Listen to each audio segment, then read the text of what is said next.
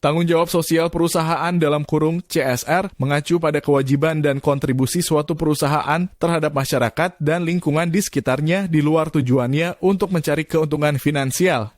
Ini melibatkan integrasi kepedulian sosial dan keberlanjutan ke dalam keputusan bisnis dan praktik perusahaan.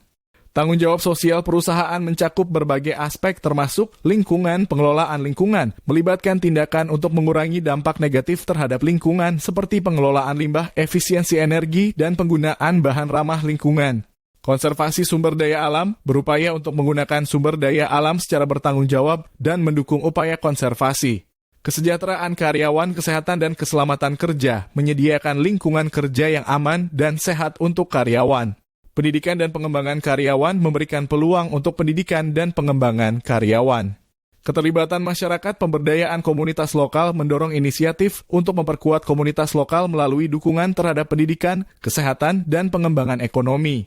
Program filantropi memberikan sumbangan dan dukungan finansial kepada amal, yayasan, dan proyek-proyek sosial. Etika bisnis, transparansi, dan integritas memastikan praktik bisnis yang transparan dan integritas yang tinggi dalam semua aspek operasional.